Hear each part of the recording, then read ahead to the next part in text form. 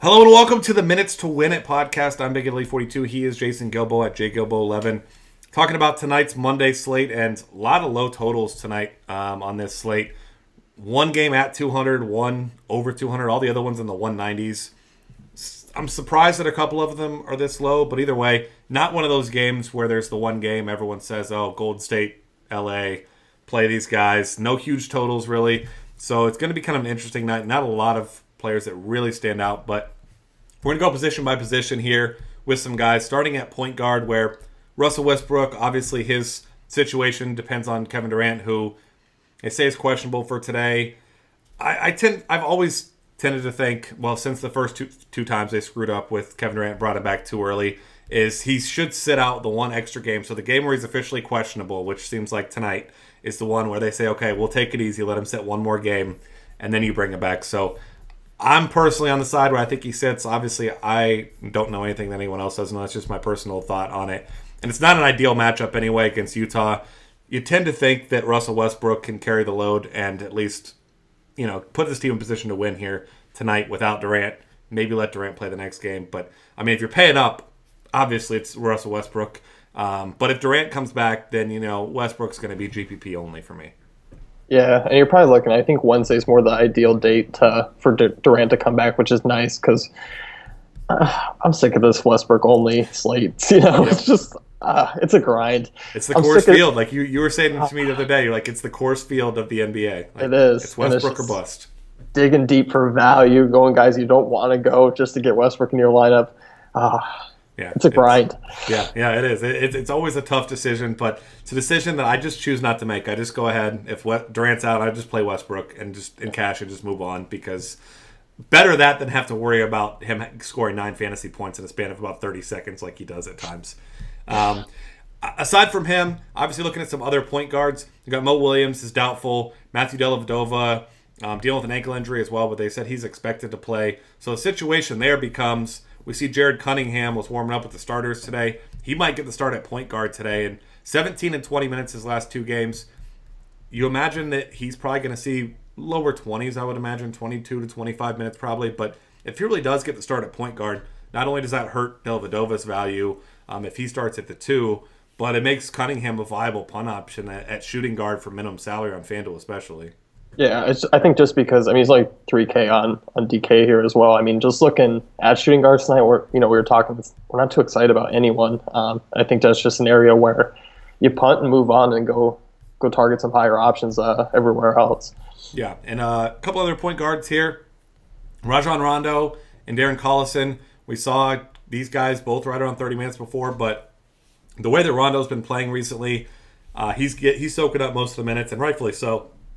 Excuse me, but 40 and 42 in his last 2 games here. As far as minutes go, you look at Darren Collison over those 2 games, 21 and 36, but the production, it's been all Rajon Rondo. 36 minutes against Orlando, Collison goes for 9, 2, and 1 with 4 turnovers, while Rondo once again flirts with a triple-double. He went for 13, 7, and 9 with 1 turnover. So, not only is Rondo playing well, but he's taking care of the ball very well also. So at 8K on FanDuel, you expect him to be upper 30s in minutes, probably close to 40 once again. 9K on DraftKings is pretty pricey for him, though. Yeah, I think so. I think the pricing difference there is going to be the one that stops me from playing Rondo, although you get that triple-double bonus. That would be nice there on DK. But, looking at the matchup, I know it's a slower matchup against Charlotte and, slow tempo, but look at what he did against Miami, who's an even tougher defense, and they play even slower.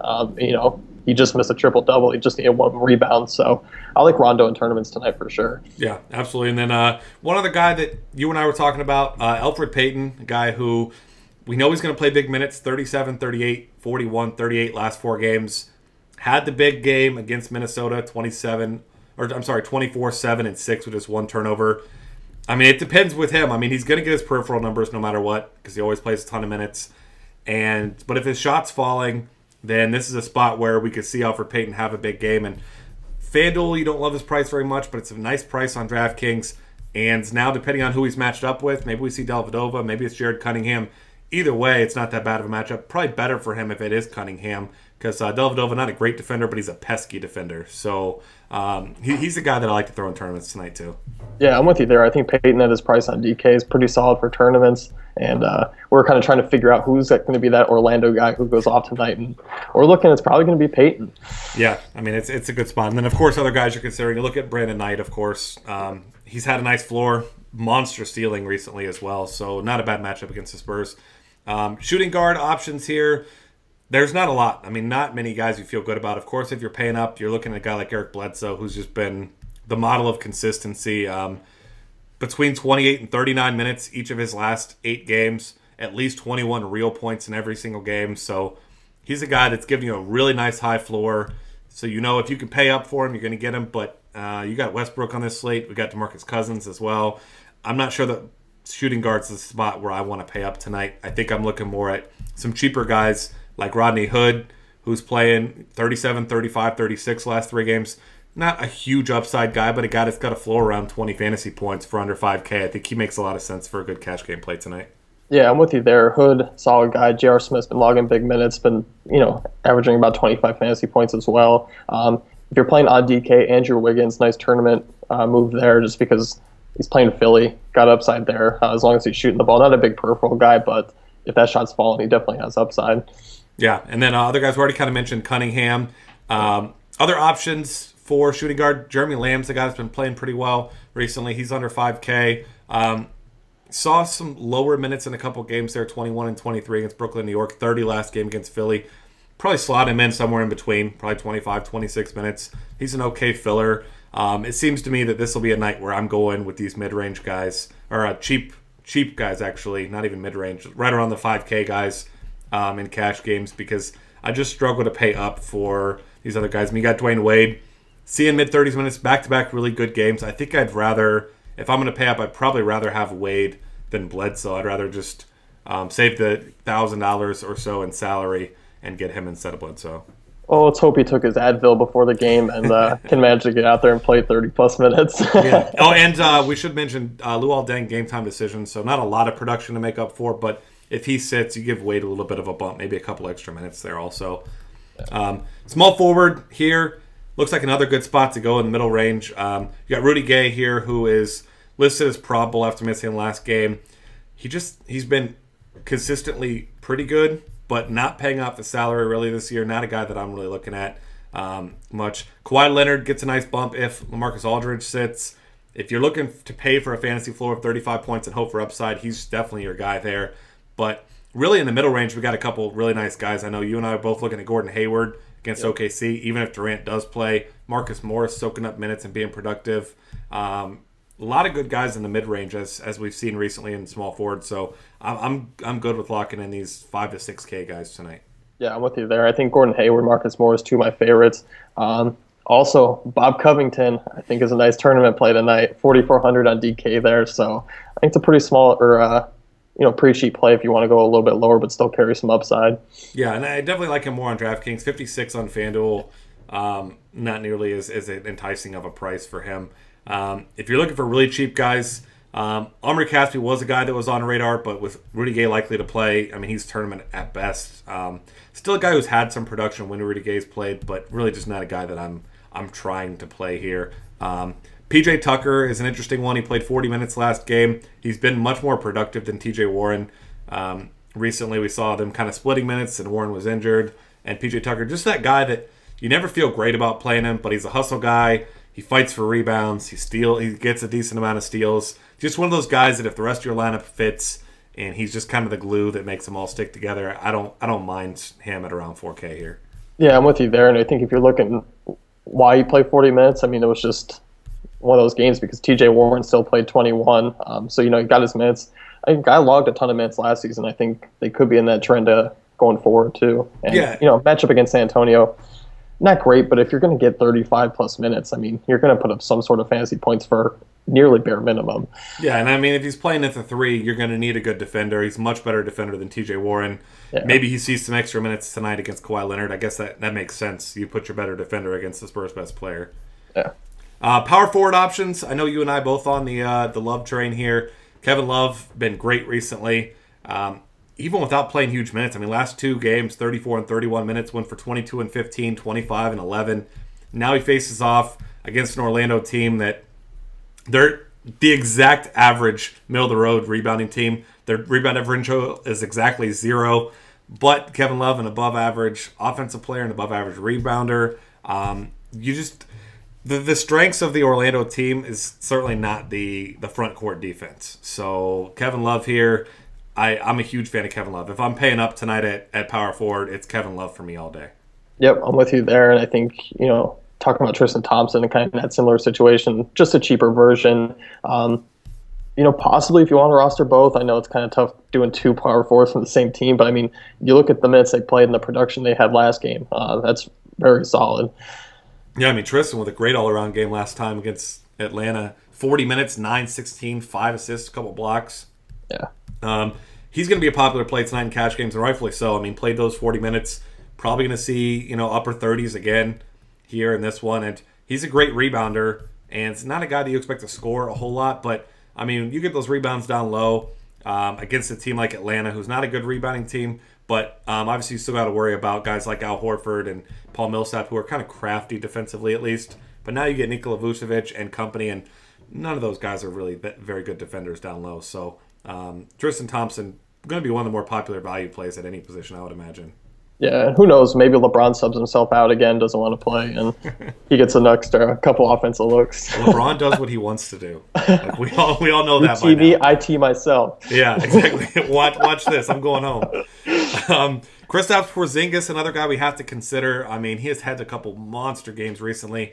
Biggest issue with him early in the season was he was locked into 23 to 26 minutes. Played 36 last game and 24 points, 14 rebounds, 2 assists, 7 blocks against Houston.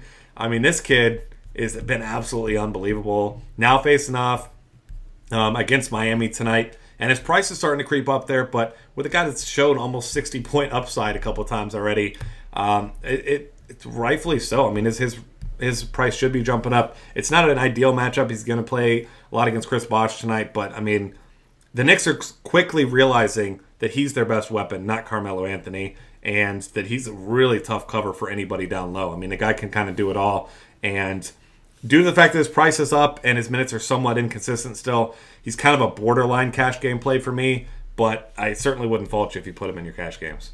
Yeah, I'm with you there. I mean, it's one of those guys, I do feel good about it because Porzingis has just been great, but I know that minutes where he only plays 21 or 23 and he's a little bit of a downside. Now, especially at this price where he's starting to come up, I still think he's a tournament only, but like you said, I can't fault you for putting him in cash games as well.